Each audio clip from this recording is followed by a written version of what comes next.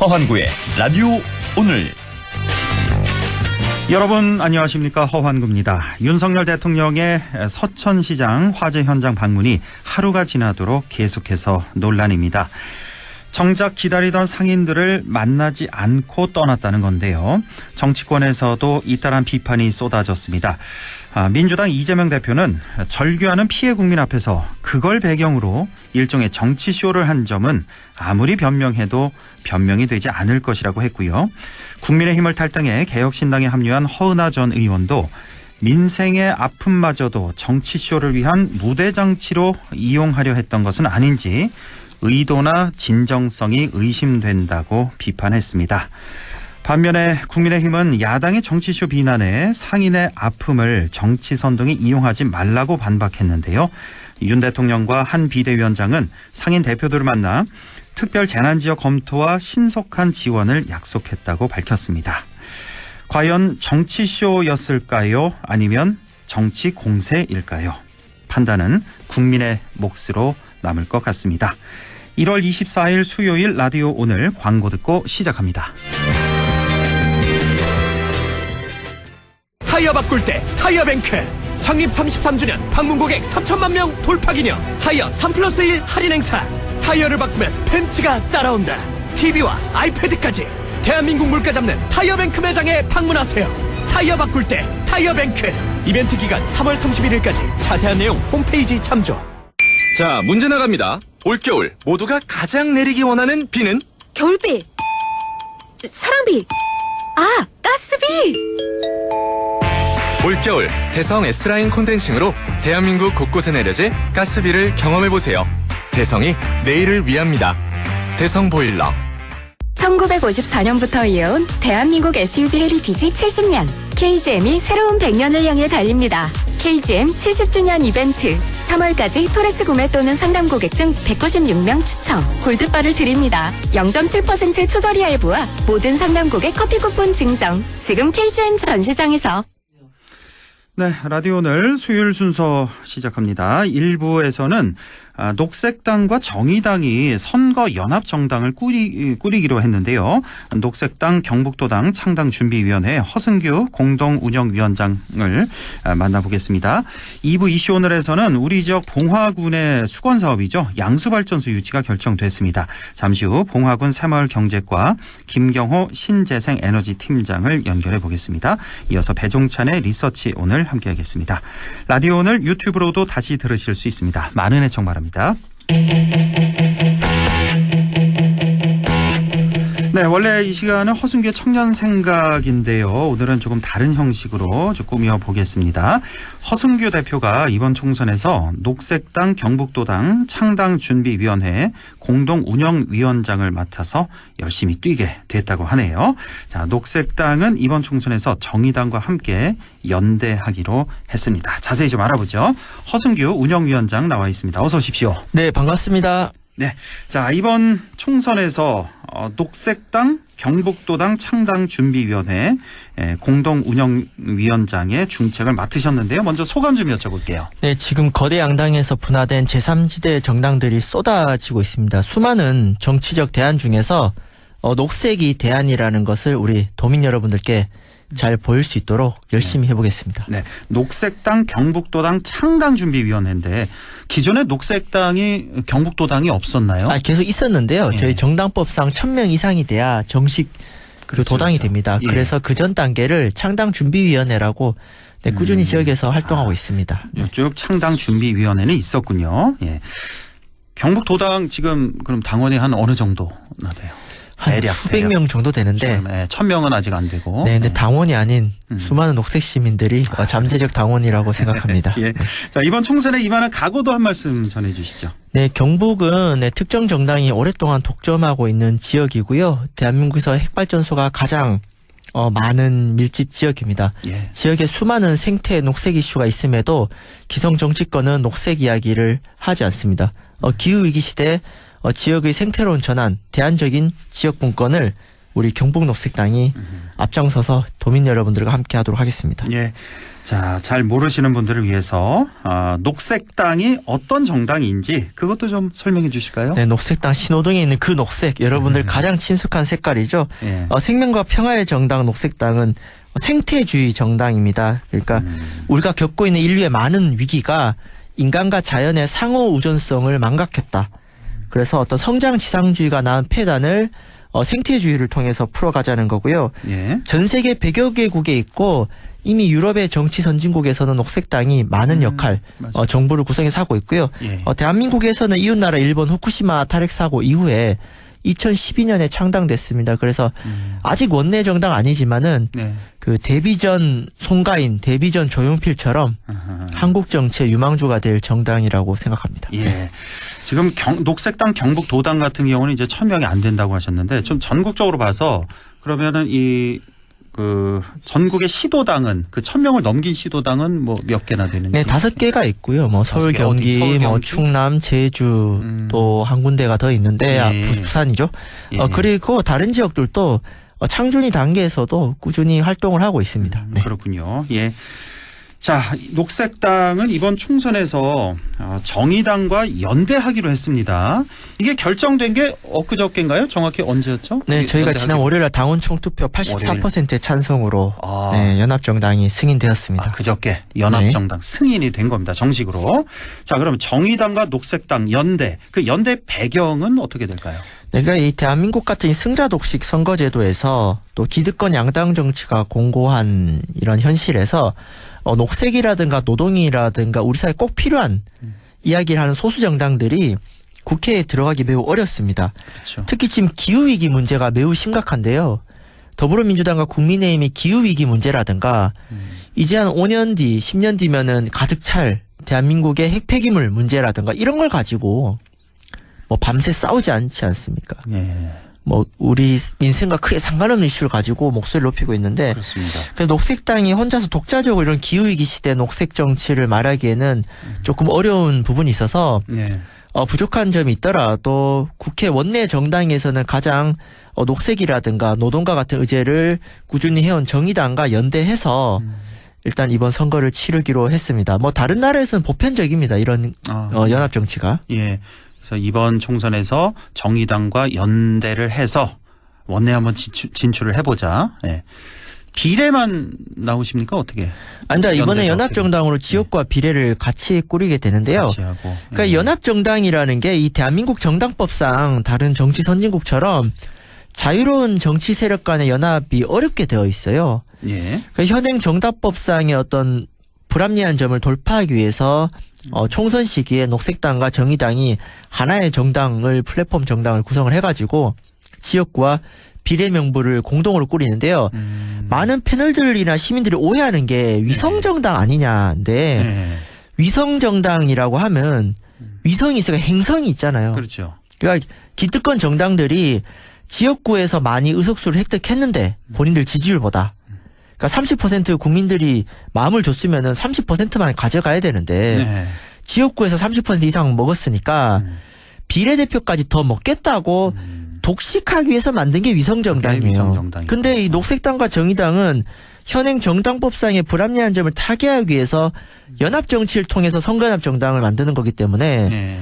이거를 두고 위성정당이라고 얘기하는 시사 패널 분들은 공부를 다시 하셔야 된다. 아하.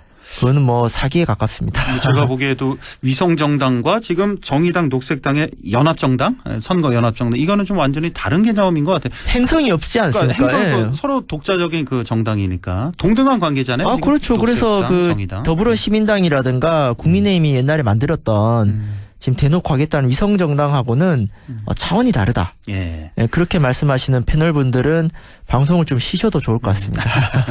그렇게 얘기하는 패널 저는 못 봤는데 어쨌든. 예. 아니 몇 달 전에 있었어요. 근데 아, 그래요? 지금은 네. 이런 얘기 안 하시더라고요. 자, 네. 그러면 이번 선거에서 정의당과 녹색당 그럼 지역구와 비례 연합해서 힘을 합쳐서 이번 선거에서만큼은 한 당으로 보아도 되는 거네요. 그러니까. 네, 거기에다가 뭐 예. 녹색당, 정의당 말고도 예. 대한민국의 환경, 생태, 기후위기, 뭐 노동계 포함해서 예. 소수자들의 정치를 대변하는 여러 또 시민사회 세력들과 함께 아. 지금 당을 꾸려가고 있습니다. 다른 정당이 아니더라도 시민사회 단체와 함께 하고 있다라는 거. 이번에 허승규 대표도 뭐 나오시나요? 출마. 네. 그거는 아직 저희가 또 당원들과 또 논의를 해서 해야 되는 거고요. 예. 이제 막 연합정당 논의가 시작되었기 때문에 네, 뭐 여러 가지 고려하고 있습니다. 그래요. 좀 솔직한 얘기를 좀 해보자면 사실 이번에 녹색당 정의당 이 연합이 지역구에서 당선되기는 사실 현실적으로 좀 어렵잖아요. 쉽지 않잖아요. 지역구에서는. 물론 물론 일부 가능성이 있지만, 지역이 있습니다. 네. 일부 있긴 하지만 그래도 전체적으로는 좀 어려운 게 현실이고 그렇다면 이제 비례에서 좀 승부를 봐야 될 것 같은데 그럼 비례 그 순번이라든지 뭐 누가 뭐 1번이 정의당 뭐 1번이 정의당이냐 녹색당이냐 이런 뭐 합의 같은 건 아직 안 봤나요? 네, 정의당이 어쨌든 최근에 좀 지지율이 많이 낮아져서 정의당이 지금 할 수 있는 최선의 혁신이 바로 정의당의 기득권이 뭐냐 했을 때 진보 정당 등 중에 의석수가 좀 있지 않습니까? 예. 저희는 없지만 정의당은 이제 6석 정도 6석. 있는데 그래서 정의당이 이번에 비대위원장의 의견입니다. 1번, 2번 당선권의 기득권을 내려놓겠다. 그 김준호 비대위원장. 네, 그래서 1번, 2번을 하나는 조직 노동, 노동계에 하는 것이고 그 다음이 녹색입니다. 그래서 아마 녹색당이 다음 달에 당내 경선을 하게 되면은 당내에서 가장 득표를 많이 얻은 후보가 그 녹색정의당의 상위 순번 당선권에 들어가게 됩니다. 그 비례 순번도 경선을 통해서 녹색당 내 경선을 통해서 정하는 거군요. 네, 그러니까 정의당이 같이 나눔을 했다고 보면 돼요. 그러니까 정의당에게 돌아갈 기득권을 녹색이라는 한국사에 필요한 생태주의 정치 세력에게 내려놓은 거죠. 이게 정의당 김준호 비대위원장 개인 생각이에요? 아니면 이제 뭐 합의가 된 거의 사항이에요? 확실하다고 보면 됩니다. 지금 이게 다 승인이 되었기 때문에 정의당은 이번에 1번과 2번을 본인들 내부 정파가 아니라 노동과 녹색의 1번, 2번을 개방한다. 이것이 이번 그렇군요. 총선 방침이고 뭐 나름 기득권을 내려놓은 혁신이라고 볼 수가 있습니다. 1번이 그러면 정의당, 녹색당, 연합정당의 1번은 노동계에서 한 명 나오는 거고. 그러니까 1번, 2번 중에 노동이 뭐인지 녹색이 뭐인지는 아직 미정입니다. 그건 그거는 각 미정이고. 당의 지금 논의를 지켜봐야 되는데 중요한 거는 녹색과 노동. 거기 어쨌든 1, 2번. 녹색당의 후보가 녹색정의당의 1, 2번 상위 순번 안에 들어간다는 것은 그거는 그렇게 보시면 거의 될 것 같습니다. 확실하다. 3번 이후가 이제 정의당 후보가 들어오는 거고. 게다가 뭐 그거를 아직 명부 구성하는 거는 정의당 안이 남았어요. 또 더 개방할 수도 있는 거고 또 비경쟁 명부라고 해서 사회적 명망가들이 이를테면 대한민국의 정말 유명한 기후 환경학자가 본인이 당선이 안 되더라도 지지율을 올리기 위해서 뭐 9번, 10번을 받을 수가 있는 겁니다. 그렇군요. 그래서 우리 녹색정의당의 비례 명부도 기대해 주시면 고맙겠습니다. 네. 이 경선은 그럼 언제쯤 하는 거예요? 녹색당에. 녹색당의 경선은 2월 초 설 연휴 2월 초. 앞에 얼마 안 남았어요. 그러면 네, 하려고 합니다. 2주, 네. 2주 정도 남은 것 같은데 우리 허 대표도 거기 경선에 나가고요. 뭐 많은 지역민들이 이 경북에 지금 특정 정당 색깔만 있기 때문에 좀 다른 정치 세력이 필요하다. 그러면 또 우리 지역에도 국회의원이 또 생기는 거 아니겠습니까? 국민의힘만 13명 있는 것이 아니라 녹색당이라든가 다른 가치를 대변하는 지역구에 비례대표 국회의원이 있으면 당연히 경북 지역엔 좋은 것이잖아요. 또 지역 사회에서도 그런 고민들이 있는데 또 우리 지역민들의 바람, 지역의 정치 다양성을 위해서 저도 잘 고려하고 있습니다. 자, 이번 그 선거 연합 정당 추진하는 과정에서 녹색 당원들 그 총투표가 있었다고 말씀을 해주셨는데 혹시 그 당내에서 반대하는 당원들도 좀 있었나요? 네, 저희가 찬성이 84%고요. 반대가 16%입니다. 그 16%의 당원들의 의견을 잘 새겨야 될 것 같습니다. 우리 반대하는 당원들은 좀 더 다른 정당들과 넓게 가야 되지 않겠냐는 의견도 있었고 또 여러 가지 저희가 원칙을 세우는 부분이 있는데 저는 이 반대하는 당원들의 의견은 저희가 연합정당을 추진하는 과정에서 충분히 담아낼 수 있다고 생각하고 어쨌거나 84%가 지지해 주신 당원분들의 열의를 담아서 이번 선거 정말 녹색정치 최전선에서 열심히 해야겠습니다. 네, 선거 연합 정당이라고는 하지만 이 정의당과 녹색당이 지향하는 점이 꼭 같다고는 할 수 없을 텐데 혹시 좀 예상되는 문제점 뭐 이런 건 없을까요? 네, 당연히 차이는 있겠죠. 아무래도 저희가 녹색당이다 보니까 기후나 녹색 의제엔 저희가 더 앞서 있는 것은 사실입니다. 그렇기 때문에 연합을 하는 것입니다. 그러니까 정의당 혼자서 녹색을 잘할 수 있으면 연합을 안 하겠죠. 그래서 저희는 차이보다 함께 할 수 있는 것들이 많고 특히 이제 현재 기성 정치에서 핵발전소 문제라든가 어떤 노동 이슈라든가 녹색 기후위기 소수자 이런 것들 가지고 국민의힘과 민주당이 열심히 싸우지 않습니다. 그래서 기존의 정의당과 녹색당이 잘해왔던 의제들을 잘 해가지고 22대 국회가 더 많은 시민들의 목소리를 담아내서 정치 효능감을 높이는데 역할을 할 수 있다고 생각합니다. 예. 선거연합정당으로 이번 총선에 임하게 된 녹색당의 목표는 무엇인가요? 네, 이번에 선거연합정당이 크게 세 가지 주제가 있습니다. 기후위기, 예. 불평등 해소, 그리고 지역 분권입니다. 우리 지금 사회에서 지역 분권, 지방 분권 얘기하는 분들 얘기 들어보면은 전부 그 토건 개발에 좀 치우쳐져 있고 예. 지역 기득권들의 이야기, 토호들의 이야기를 대변하는 지역 분권 담론이 많습니다. 그래서 저희 녹색당이 다른 방식의 지역의 지속 가능성과 생태 전환을 이야기하는 것이고요. 또 가장 중요한 것은 원내 진입입니다. 녹색당 국회의원을 배출해서 그동안 우리 한국 정치의 변방이었던 녹색 정치를 국회 안에서 제도권 안에서 펼치는 것이 이번 녹색당의 가장 큰 목표라고 할 수 있습니다. 혹시 의석도 좀 물어봐도 돼요? 이번 선거 연합정당 몇 석 정도 목표로 하고 있는지? 과거에 민주노동당 10석이 거대한 소수 큰 바람을 일으켰지 않습니까? 네. 저희가 두 자릿수 이상은 해야 되지 않겠냐. 근데 이제 선거제도 변수가 있어요. 그렇죠. 민주당이 그게 아직 정해지지 않아서. 병립형 말고 준연동형이라든가 원칙을 지켜주고 네. 국민의힘이 위성정당을 만드는 이런 반칙을 하지 않으면은 저희는 잘하면 교섭단체까지도 가능하리라고 봅니다. 근데 그 두 당이 욕심이 너무 많으셔가지고 병립형 선거제도나 이렇게 만들면은 저희 소수 정당이 피해를 보게 돼 있습니다. 이 부분들은 네. 국민들께서 준엄하게 심판해 주시면 고맙겠습니다. 연동형으로 정해진다면 이 녹색당에겐 좀 유리한 건데 최근에 또 나오는 민주당에서 나오는 얘기가 권역별 비례대표제 얘기가 나오는데 그건 어떻게 보세요? 권역별 비례대표제로 가면은 녹색당이 좀 더 유리한 건가요? 그러니까 그게 지금 민주당이 용어를 자꾸 섞었어요.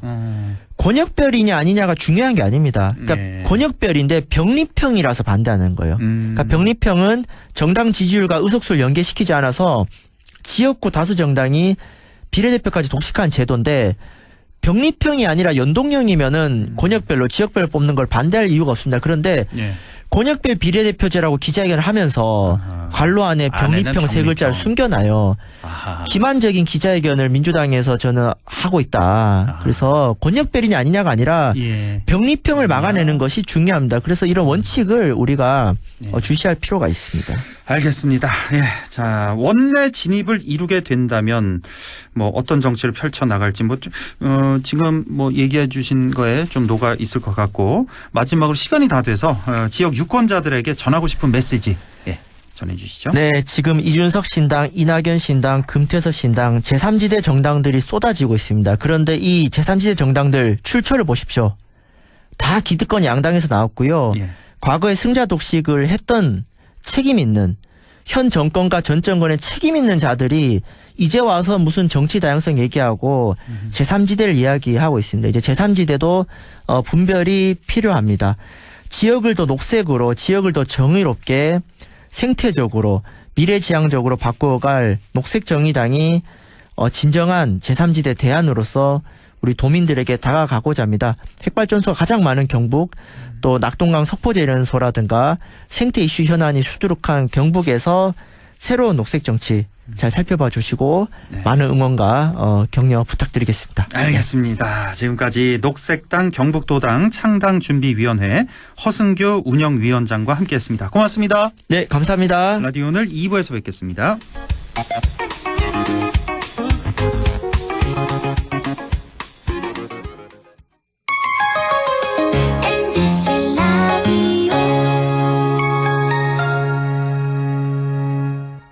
나에게 딱 맞는 대학, 나에게 꼭 맞춘 대학. 나만의 경쟁력을 원한다면 안동과학대학교로 오라. 시대에 딱 취업 중심 실전학과, 학생의 꼭 현장 중심 실무교육, 취업에 맞춤, 내 꿈에 맞춤, 나의 드림핏 안동과학대학교. 100세 시대 꿈은 모두 달라도 정답은 국립안동대학교 성인학습자학부. 시험 없이 100% 서류 전형에 온라인 수업으로 부담 없이 경북에 산다면 1년간 100% 등록금 지원까지. 100세 시대 100점 대학 국립안동대학교 성인학습자학부. 가구 살 땐 꼭 한번 가보자. 안동 명품 가구 백화점. 흑표 흑침대, 양성국 갤러리, 금성침대, 한국가죽소파, 장수돌침대. 다양한 브랜드 가구를 한 곳에서 쇼핑할 수 있는 대형 가구 전시장. 안동 명품 가구백화점. 부장님, 실장님, 국장님. 이사님. 일은 오래 했지만 연금 관리는 왕초보. 퇴직금 목돈 어떡하지? 퇴직연금 IRP. 믿을 곳은 미래에셋증권. 퇴직금 키우기, 절세, 인출, 연금 포트폴리오까지. 연금은 미래다. 미래에셋증권. 원금 손실 유의 및 투자 전 설명 청취. 보이스피싱의 눈을 뜨시오. 공약미를 대출해드릴 수 있을 것 같아요. 근데 수수료를 좀. 보이스피싱 전화 올 땐 전화 끊고 확인하기. 실장님의 계좌가 금융범죄에 연루되었습니다. 기관 사칭 사기 전화 112로 신고하기. 택배 주소 오류 사기 인터넷 주소 클릭한대. 늘 의심하고 꼭 전화 끊고 또 확인하고. 보인다 보여. 수법이 보이는구나. 눈을 뜨면 예방책이 보입니다. 공익광고협의회.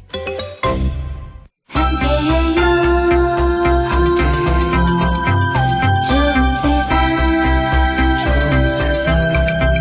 당신의 좋은 친구 문화방송.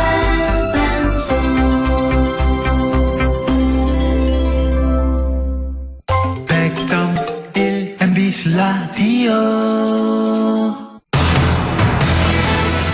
네, 6시 26분 42초 지나고 있네요. 이슈 오늘 시작합니다. 우리 지역 봉화군의 수건 사업이었죠. 양수발전소 유치. 지역 경제와 지역 인구 소멸 방지에도 도움이 될 것으로 전망되고 있는데요.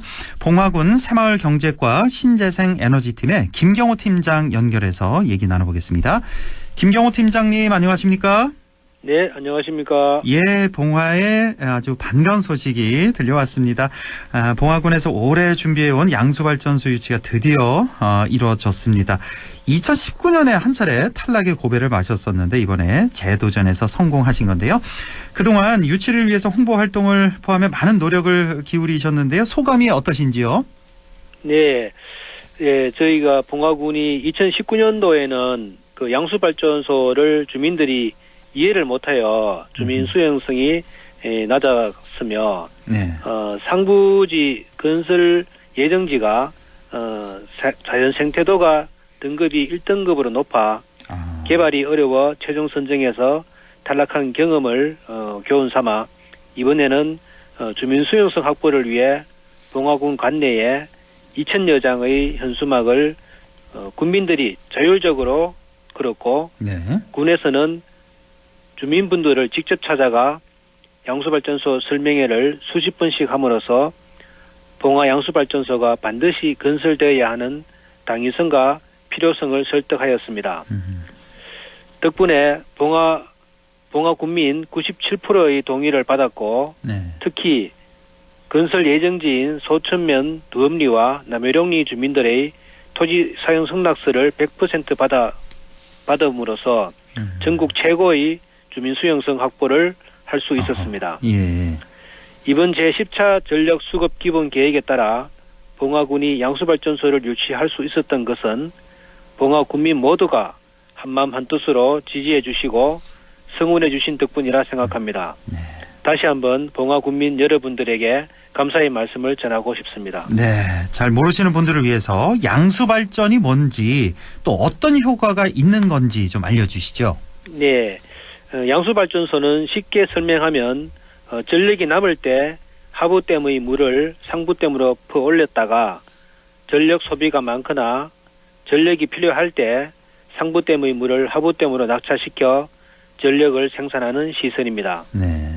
특히 요즘은 태양광, 풍력의 발전 생산량이 점점 많아지고 있어 전력 안정성이 불안하거나 발전을 제한하는 등의 문제가 발생하고 있습니다. 예.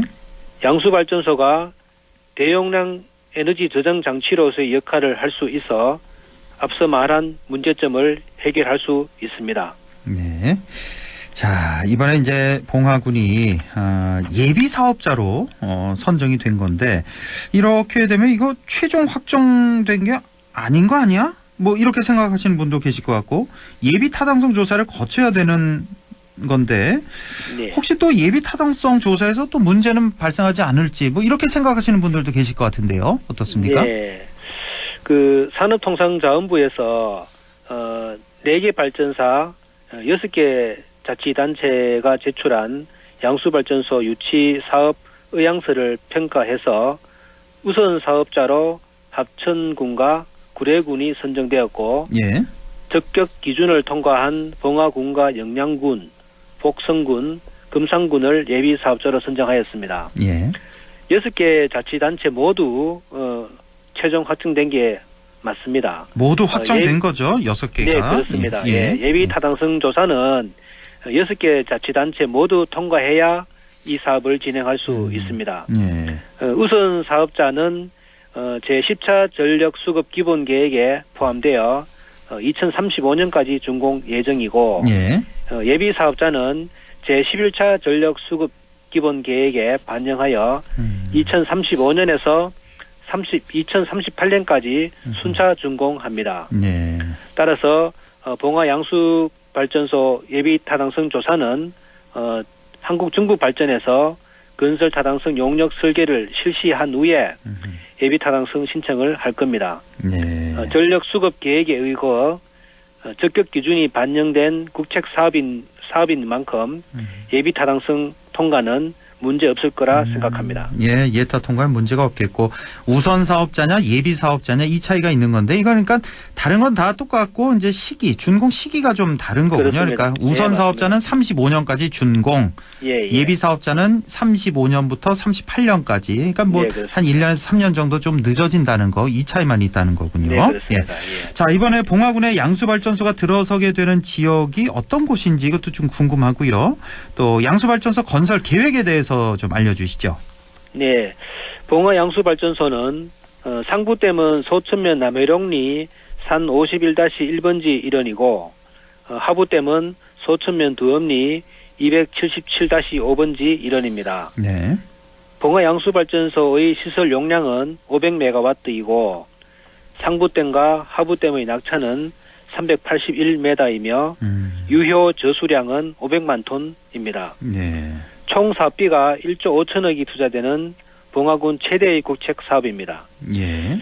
앞으로의 건설 계획은 올해 하반기에 예비 타당성 조사 신청과 발전 사업 허가, 전략 환경 영향 평가, 건설 기본 및 세부 추진 계획 수립 등 준비 단계인 각종 행정 절차를 거쳐 27년부터 공사 착공하여 2036년 이전에 준공을 목표로 하고 있습니다. 그렇군요. 27년에 공사 착공, 36년 이전에 준공 목표 이렇게 되는데 자, 지금 설비 용량이 500메가와트라고 설명을 해 주셨는데 이게 사실 감이 안 잡히거든요. 어느 정도 규모인지.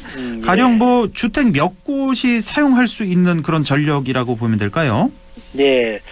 설비 용량 500메가와트는 쉽게 계산해서 한 가구가 월 500kW를 쓴다고 가정하면 양수발전 하루 생산량으로 1000가구가 한 달 동안 쓸 수 있는 전력량입니다. 그렇군요.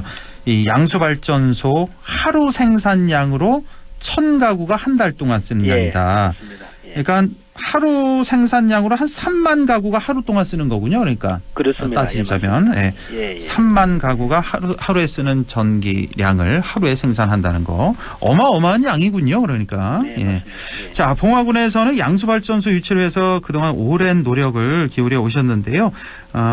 자, 지금 예상되는 기대 효과도 상당히 클 것 같습니다. 어떻게 전망하십니까? 네, 1조 5천억을 투자하는 양수발전소 건설로 지역발전 지원금 1,200억 원과 고용효과 6,700명, 소득효과 2,500억 원, 생산효과 1조 3천억 원 등 직간접적인 효과로 봉화의 새로운 성장 동력이 될 것입니다. 특히 건설 기간 동안 현지 인력 직접 고용과 건설공사, 지역업체 참여 등 지속적인 일자리 창출과 지역 SOC 협력 사업이 시행되어 지역 발전에 크게 기여할 것으로 예상합니다.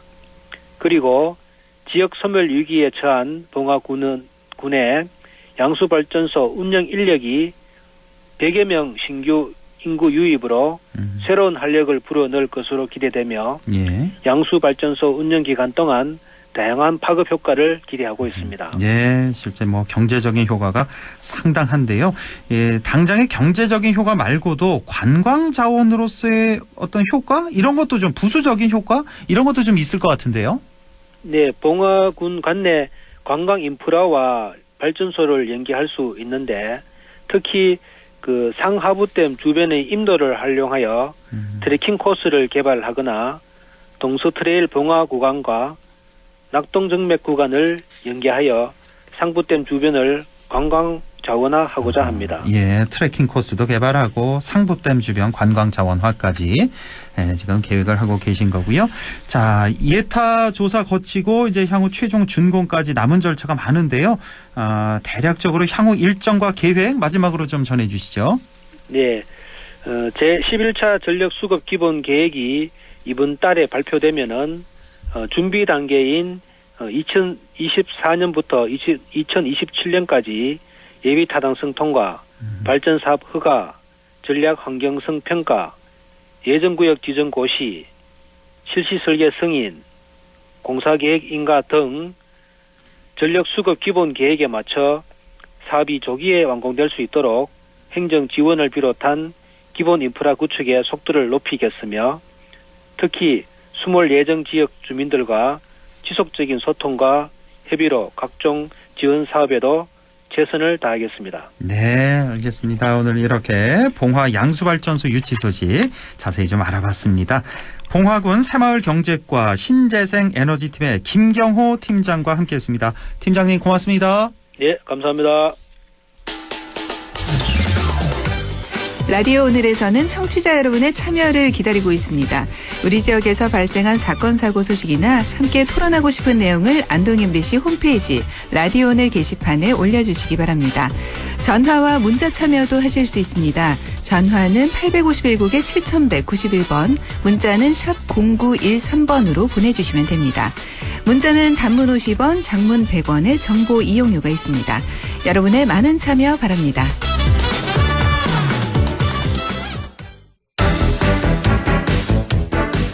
네, 리서치 오늘도 인사이트 K 배종찬 소장과 함께합니다. 안녕하십니까? 안녕하십니까, 배종찬입니다. 예, 할 얘기는 너무 많고 시간은 적고요, 소장님. 네. 압축해서 답변을 분석을 해드리겠습니다. 대통령 지지율 뭐 큰 변화가 있나요, 이번 주에?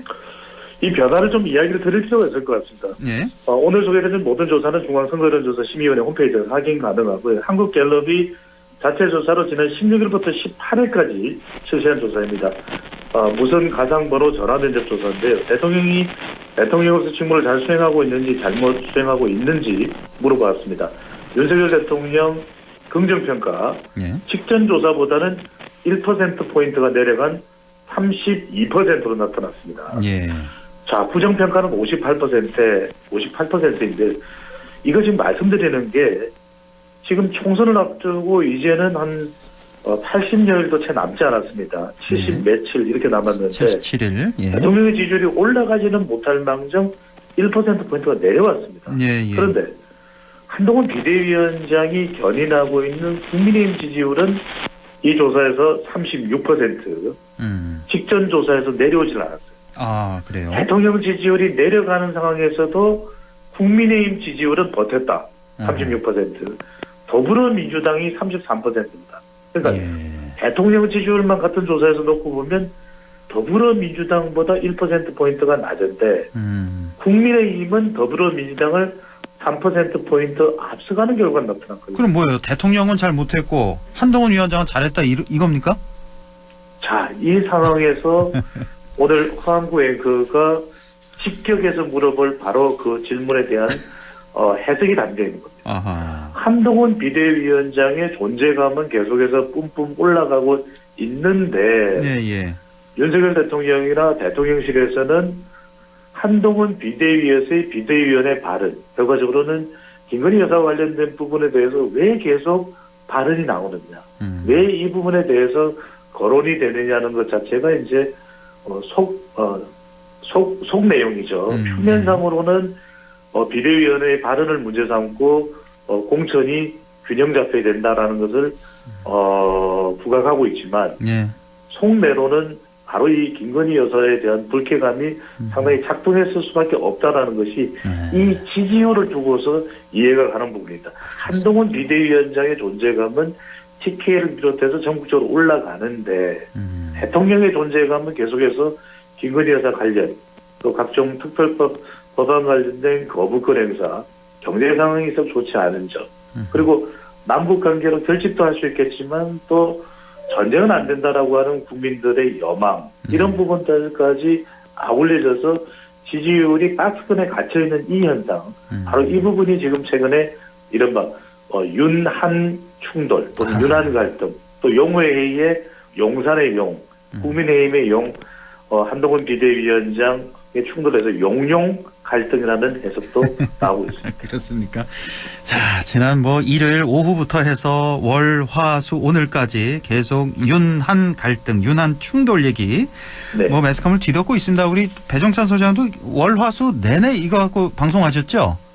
그렇습니다. 이게 부각될 수밖에 없는 것이 결국 이 상황이 어떻게 되느냐에 따라서 정말 총선에 치명적인 영향을 줄 수가 있거든요. 왜냐하면 한동훈 비대위원장까지 꺾여져 나가는 상황이 된다면 대안이 없습니다. 그렇다고 해서 현직 대통령이 공직선거법에 의하면 전면 또 당까지 통제하고 관리하고 견인하는 역할을 법적으로 할 수가 없어요. 그러면 사실상 무방비 상태가 국민의힘은 돼버릴 수가 있는 것이거든요. 그렇다면 총선에 나가는 수도권의 후보자들은 누구와 사진 찍은 사람도 없고 지원을 해줄 만한 정치적인 이 후견인조차 없어지는 상황이 되어버립니다. 그렇다면 사실상 총선은 가보나 마나, 안 봐도 비디오, 안 들어도 오디오가 되는 상황이 되죠. 자, 우리나라에서 손꼽히는 시사평론가로서 아주 날카로운 답변을 좀 기대하면서 여쭤보겠습니다. 네. 자, 윤석열 대통령의 한동훈 위원장을 보는 시선, 속마음, 이건 어떤 거고 현재 한동훈 위원장은 윤석열 대통령을 지금 어떤 마음으로 쳐다볼까? 서로 어떻게 볼까? 좀 날카롭게 좀 기대를 좀 하겠습니다. 답변. 그래서 이게 좀 날카로워야 한다니까 이게 부담이 되면서 긴장이 되고 초조한 마음으로 지금 심장 박동수가 올라가고 있는데 서로 어떻게 생각하고 있을까요? 저는 동상일몽이 돼야 되거든요. 그런데 지금 동상이몽이 되고 있다. 그러니까 윤석열 대통령은 한동훈 비대위원장이 말을 따라야 된다. 또 말을 따를 수밖에 없을 것이다. 날 거역해 그건 안 될 것이다라고 생각하고 있는 거 아닌가. 그러니까 이 충남 서천이죠. 서천의 화재 현장에서 마치 한동훈 비대위원장이 물론 고개를 숙였다고 해서 인사를 가지고서 우리가 그 무슨 90도 각도를 가지고서 한동훈 비대위원장이 굴복을 했다는 등 이런 해석은 지나칠 수 있습니다. 원래 좀 인사를 그렇게 하는 스타일이에요. 한 위원장이. 그렇습니다. 한동훈 비대위원장이 문재인 전 대통령 배우자인 김정수 여사한테도 90도 인사를 했으니까 이제 그거 가지고 우리가 지나친 과장된 해석을 하는 것은 무리수를 두는 것이고요. 그런데 문제는 뭐냐면 결과적으로는 서천 현장에서 만났지만 해결된 게 있나요? 해결된 게 없습니다. 악수하고 등도 드리고. 그렇죠. 김건희 여사와 관련된 일이든 비대위원이든 앞으로 공천권의 주도권을 누가 지는 것이든 심지어는 윤석열 대통령의 의중을 대변한다고 하는 이철규 의원이나 또는 지난 대선에서 윤석열 대통령 수임했던 이용 의원의 태도가 바뀌긴 했지만 근본적인 변화가 있다고 확인할 길은 없거든요. 그런데 한동훈 비대위원장의 마음을 알 길이 없어요. 한동훈 비대위원장은 여기서 동상일몽으로 가는 순간 한 비대위원장의 정치적인 경쟁력 또 외연 확장성 또 앞으로 향후 다음 차기 대선에서의 경쟁력 또 이 기대감 이건 한꺼번에 무너지고 맙니다. 왜냐하면 국민 여론은 우리 이 시간을 통해서 여러 차례 소개해드렸습니다만 무슨 윤석열 대통령 싫고 좋고의 문제가 아니라 제발 김건희 여사와 관련된 사안들이 더 이상 윤석열 대통령의 국정 운영에 영향이나 방해나 또는 부정적인 영향을 주지 말았으면 좋겠다라는 것이 국민 다수의 마음일 거예요. 그러니까 그걸 한동훈 비대위원장이 어떤 식으로든 대통령과 싸우라는 이야기 아닙니다. 대통령과 각을 세우라는 이야기도 하고 해결해줬으면 좋겠는데 아직까지는 그 해결책이 나오진 않았기 때문에 동상 여전히 이몽 상태다. 예. 동상 일몽이 돼야 됩니다. 동상 일몽이 되려면 윤석열 대통령은 내려놓고 한동훈 비대위원장은 자신의 정치적 생명을 걸고 더 전진해야 되거든요. 그렇지 않으면 앞으로 2차 공천, 3차 공천 파동은 나올 수밖에 없는 상황으로 보입니다. 아우, 또 공천이 앞에 있잖아요. 그때 또 더 큰 갈등이 또 예상이 되는데. 그러니까 지금 윤 대통령은 한 위원장을 그대로 총선까지는 끌고 가겠다? 뭐 중간에 뭐 내친다거나 뭐 이준석, 김기현 대표에게 그랬듯이 몰아내거나 이럴 가능성은 없다고 보시는 거예요? 그렇죠. 왜 그러냐면 한동훈 비대위원장이 자초되는 순간 윤석열 대통령도 공동 자초입니다. 아하. 그래서 나오는 사자성어가 지금 한동훈 비대위원장이 무너지면 윤석열 대통령과도 무너질 수밖에 없는 공도동망 이야기가 나온 것입니다. 아하, 예. 그래서 이전처럼 윤석열 대통령이 이준석 개혁신당 대표 걷어낼 때처럼 나경원 전 의원을 주저앉힐 때처럼 김기현 전 대표를 또 내칠 때처럼 안철수 의원을 주저앉힐 때처럼 할 수가 없는 게 뭐냐면 한동훈 비대위원장이 지금 거의 대통령과 비등하거나 빅데이터 상에서는 대통령을 뛰어넘는 영향력이에요. 주목도입니다.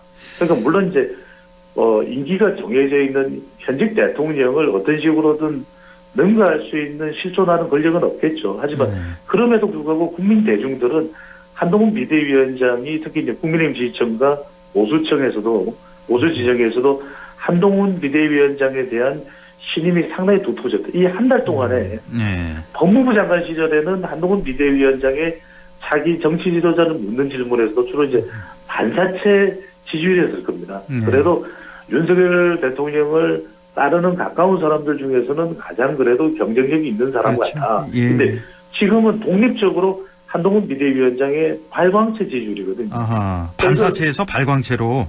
그렇습니다. 이걸 무너뜨리는 순간 보수 진영은 완전히 균열이 납니다. 자, 그런데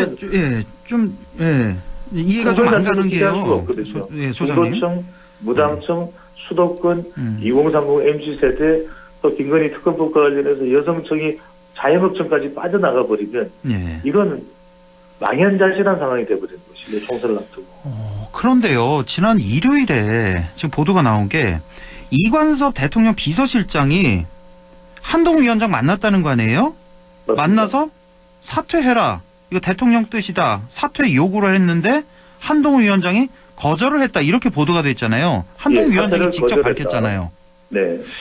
자, 그러면 어떻게 되는 겁니까? 이게 뭐 윤 대통령이 일패한 거 아니에요? 이렇게 보면 결과적으로? 그렇죠. 사실상 이렇게 되면은 뭐 의문의 일패가 아니라 확실한 일패다라는 해석이 나올 수밖에 없는 것이 자 대통령이 이 임명권자는 아닙니다. 사실 비대위원장을 대통령이 임명하는 건 아닙니다. 또는 임명하거나 또는 해촉을 할 수는 없습니다. 그렇습니다. 그럼에도 불구하고 뭐 지금 흘러가는 정치적 상황을 보면 윤심 없이 비대위원장의 자리에 누구든 앉을 수가 없는 상황인 것만은 또 분명히 보입니다. 대통령이 임명한 거죠, 사실상. 네. 그 사실상 그런 상황이라면 대통령이 사실 사퇴를 요구했다기보다 이것도 중앙일보와 또 이용 의원이 이 국민의힘 의원들의 단톡방에 올렸다는 기사와는 또 차이가 있습니다. 상당히 대통령이 경로했다. 왜냐하면 김경률 비대위원이 말이 앙투와네트를 거론하면서 이것이 일파만파 이제 커졌다는 것이죠. 그러니까 국민 눈높이에서 김건희 여사가 명품백을 받은 것을 좀 고민해 본다는 차원과 마리 앙투와네트를 이야기하면서 프랑스의 이른바 왕비였죠. 악녀. 그걸 의도해서 겨냥해서 김경률 비대위원이 발언한 건 아니라고 하지만 김건희 여사를 좀 용산에서는 뭐 난리가 났다고 한다. 전언에 따르면. 그래서 대통령이 상당히 이 격분한 상황을 보고서 사퇴라는 이야기까지는 있지 않았을 수 있겠습니다만 이관섭 이 비서실장이 이 김대기 비서실장도 의문스럽게 물러났지 않습니까? 그리고 그렇습니다. 그 자리를 이관섭 정책실장이 또 비서실장을 바로 치고 들어갈 정도로 대통령이 신임을 받습니다. 그러다 보니까 그 의중을 읽고서 한동훈 비대위원장을 찾아갔다고 보는 것이 더 합리적인 추론이 가능하거든요. 글쎄요. 대통령이 지시를 안 했는데 비서실장이 찾아가서 사퇴를 요구했다고요? 비대위원장한테? 그거는 더 말이 안 되는 것 같은데요. 사퇴했다고 한다면 이거는 더 큰 파장이 있을 겁니다. 만약에 대통령이 이관섭 실장 당장 가서 한동훈 비대위원장의 사퇴를 전하세요. 이랬더라면 이건 정말 걷잡을 수 없을 겁니다. 그런데 지금 나오고 있는 보도는 뭐냐면 대통령의 의중을 읽고서 그 정도면 이건 거의 물러나는 것에 준하는 정도의 대통령의 마음이지 않겠냐 이렇게 가서 이관섭 비서실장이 이야기했다고 하는데 지금 후보의 이야기대로 말씀대로 만약에 그 대통령이 이관섭 비서실장이 지시를 했다 사퇴 하라라고 지시를 했다 그러면은 이거는 걷잡을 수가 없을 겁니다. 그것도 뭐 중요한 범법 행위예요, 그렇죠? 당무 개입하니까 한 거니까 명백한. 그런데 저는 제 생각에는 지금 말씀하신 거 들으니까 대통령이 지시하지도 않았는데 그냥 의중을 잃고 비서실장이 사퇴를 요구했다고요? 이거는 당장 비서실장 잘라야 되는 문제 아닙니까? 이렇게 되면. 그래서 이상민 의원이 이관섭 실장을 어떻게든 조치해야 된다는 이야기를 하거든요. 근데 또 따지고 보면 대통령은 그럴 겁니다. 뭐 그런 일이 있어서는 안 됩니다만 자신의 마음을 읽고서 한동훈 비대위원장이 가서 그 대통령의 마음을 전한 사람한테 또 그걸 가지고 왜 그렇게 해? 그러면 이렇게 또 경질하는 순간 또 이게 또 일파만파거든요. 그래서 지금 제가 말씀드린 대로 하나도 지금 해결된 건 없습니다. 그렇습니다. 그러니까 이 관계가 어떻게 될지에 대해서 매듭이 되느냐면 그것도 아니고 그리고 그동안 계속해서 논란의 중심에 서 있던 김건희 여사와 관련된 비대위원회 발언과 또 관련된 공천과 관련된 내용 이런 부분들이 하나도 얘기가 안 됐어요. 알겠습니다. 그래서 끝난 게 아니다. 말 그대로 앞으로 이제 공천과 관련해서 정영환 공천관리위원장도 있지만 이 모든 것을 사실은 주도하는 것이 명백히 또 법상으로는 이 비대위원장이 결정하고 결론을 내리는 것이지 이것이 대통령이 지시할 사안은 아니거든요. 여기서 충돌이 났는데 앞으로 이 갈등은 아직까지 해소되지 않았기 때문에 추가적으로 더 있는 그래서 이준석 개혁신당 대표가 하는 이야기가 2차, 3차 계속 있을 수밖에 없지 않겠냐. 1차는 한동훈의 승이다. 하지만 2차, 3차까지는 어떻게 될지 모르겠다라는 이야기를 하게 되는 배경인 것이죠. 큰 폭탄이 터진 것 같은데 아직 터지지 않은 수류탄이 많이 있군요. 자, 이제 시간 다 돼서 단답식으로 어제 그 상인들 만나고 왔잖아요. 이거 정치 쇼입니까? 아니면 야당의 일방적인 정치 공세입니까? 어떤 부분을 말씀하시는 겁니까? 그 상인들 만나지도 않고 그냥 돌아온 거 있잖아요. 서천시장 가서. 그렇죠. 근데 그건 글쎄 이제 그것도 논란이 되는 부분인데 왜냐하면 서천 현장이 이른바 윤심과 한심 사이의 갈등을 해결할 수 있는 장소는 아니거든요. 그렇죠. 그러다 보니까 이제 야권의 공세를 받는 시간이 다 돼서요. 좀 상황을 봐야 된다는 말씀까지 듣겠습니다. 배종찬 소장이었습니다. 고맙습니다. 감사합니다.